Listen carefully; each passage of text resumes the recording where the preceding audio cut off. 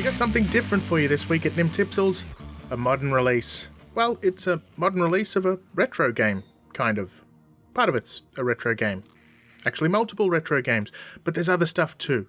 And there's a couple of remakes or reimaginings of the retro games as well. It's, different. It's the making of Karateka, developed and published by Digital Eclipse as part of their new Gold Master series. This one was released in August 2023, but if you haven't played it yet, spoilers, you should. Let's find out why. First up, what is Karateka, or Karateka, as it's supposed to be pronounced? Karateka is, a 1994 action game by Jordan Mechner, originally released for the Apple II, and then on pretty much everything, at least at the time. There was even a remake in 2012 for modern machines, although I haven't played it, so I don't know how good it is. And if you recall the name Jordan Mechner, well, he later went on to make another defining game of the 1980s, Prince of Persia, which you probably also heard of. But in this documentary collection, for want of a better term, the team at Digital Eclipse elected to look at the start of his career. In fact, based on the content of this documentary, it's possible that he wouldn't have made Prince of Persia without Karateka. Originally, Karateka was published by Broderbund, a well-known and loved publisher in the 1980s and 90s, publishing gems such as Karateka, of course, and Choplifter, The Ancient Art of War, which was a favourite of mine back in the day, Lode Runner, Myst, of all things, and many more, including Mechner's later hit, Prince of Persia, and its sequel, and even Where in the World Was Carmen Sandiego.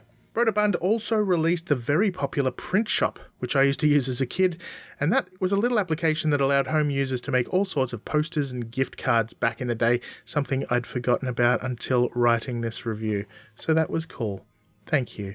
Now, what is the making of Karateka and this Gold Master series anyway? The making of Karateka is Digital Eclipse's first title in their Gold Master series, which aims to put a laser focus on an individual developer or title presented in a documentary format. But it's so much more than that, and I hope you'll understand that by the end of this video. This title follows their Atari 50 release, which was made to celebrate the 50th celebration of Atari, obviously. Since that release, Digital Eclipse has been purchased by Atari. Atari 50 seems to be the blueprint for the Gold Master series, as this title looks and feels much like it. I believe Karateka was started earlier, but Atari 50 was released first. The only difference really is that Atari 50 needed to cover 50 years of Atari and includes over 100 titles from Atari's back catalogue, whereas this is focused solely on Jordan Mechner, how he got to the point where he released Karateka, and what steps he took to get there. The documentary focuses on stages in the development of Karateka, but starts long before Jordan had even put pen to paper on that title. It starts with a game he developed in high school, partly to practice and learn about making games, and partly as something he wanted to release via Broderbund. But this initial title was quite derivative, as you'll see, and the documentary delves into the communication between Jordan and Broderbund, how he developed and redeveloped this title, how he shifted focus to something else, a game called Death Bounce, before ultimately coming up with the idea for Karateka. Through the use of well-organised sections replete with photographs, scans, videos and reports, the documentary looks into how Jordan developed the story, the music, which was written by his father, Francis Mechner, also featured in the documentary, the artwork, the animation, which was influenced by his father once again, as Francis had suggested the use of rotoscoping. And again, it looks at how he made changes over time, some of which were based on his own decisions, others were suggestions of the publisher, and ultimately,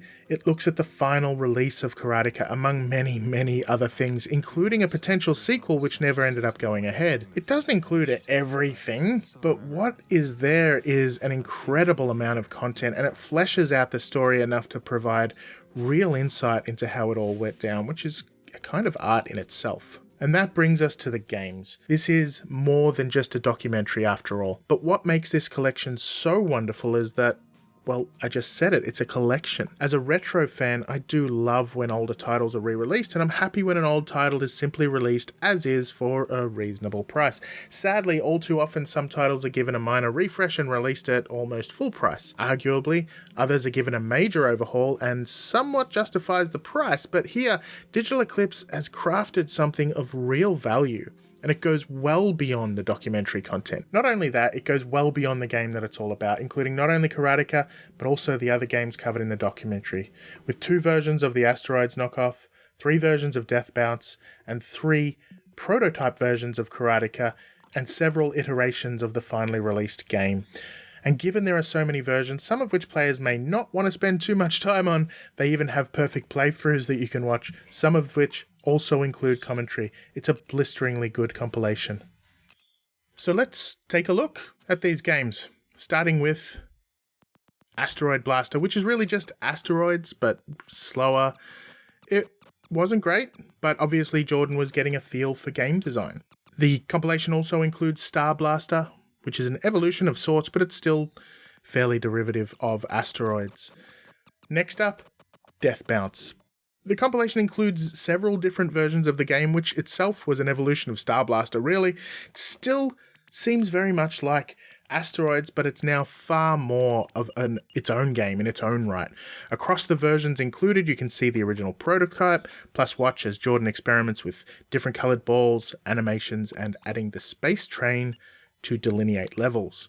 There's also a much improved remake of the game that's been included, which is still really very true to the original release, but it's now a twin-stick shooter with much better controls, a simplified GUI, and heavily evolved enemies. It's really fun to play. In a way, it reminds me of Geometry Wars, as you can probably see, and it's definitely worth your time as part of this package. In fact, it's a toss-up between whether or not the Death Bounce remake or the Karateka remake is better, but I'm giving away things anyway. When we take a look at Karateka, you have the original prototype along with 2 others, which shows the evolution of the game in terms of graphics, sounds, and graphical user interface. There's also several versions of Karateka from Apple II, Commodore 64, and Atari 8-bit, so you can see how it fared on different systems, and you can see some differences between the 3. But note, there were far more versions released, including a Game Boy version and the much-hated Atari 7800 version, which really should be close to the Atari 8-bit, and I'd like to look into that one day to see how different they are. Not all versions were good ports, but they all did try to honour the classic. Back in the 80s, I personally played this on an old IBM PC, and it was one of my favourite games at the time because I also enjoyed doing karate, and the game just hit that spot for me. And that's why I picked up this collection, but even without the nostalgia, Karateka is so worth your time. Now, when it comes to the remake, a lot of work went into the remake. It's really clear from right when it loads, from the title screen to the initial animations. It's clearly the same game, but it's also so much more. If you want, you can even turn on a commentary that's built into the game and plays while you play. Well, actually, it kind of pauses the game and the commentary runs, but still, how cool is that? And even better, if it does get annoying, which it kind of does because it slows things down, you can turn it off at any time.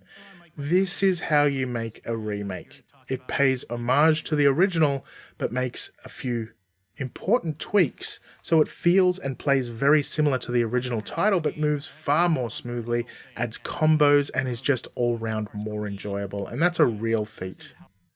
Taken as a whole, this collection is much more than the sum of its parts, and it becomes something that's never quite been seen before, except in Atari 50.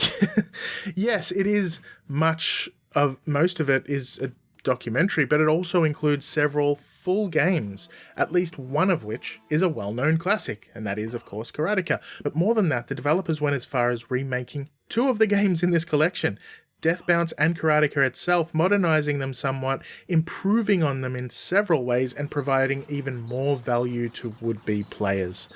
But the inclusion of prototypes, different ports, box scans, etc. make this a must-buy for collectors. And equally of interest for those with a patro for retro video game history, not to mention the insights it provides into game development, much of which still applies today. The technology has changed, but the process is the same. In a way, it's like a digital exhibition, but it's larger in scope and incredibly interactive. In fact, I'd argue that this is such an important title, and the presentation provides so much value that this is a title that anyone with any interest in video games should be taking a look at. It's really that good. And the same goes for Atari 50. I've got to cover that one someday too. And With a Jeff Minter Goldmaster title releasing on March 13th, I thought it best to get my thoughts out on Karateka before I lose myself to the llama, so expect a video on that one sometime soon too. Thank you very much for stopping by Dim Pixels today. I hope you enjoyed that one. I'd been threatening looking at a modern release for a while now, and this game is just too good to not cover, and I'm looking forward to whatever Digital Eclipse has to bring in the future. Anyway, see you next time, and thanks for stopping by. Let's play all the games.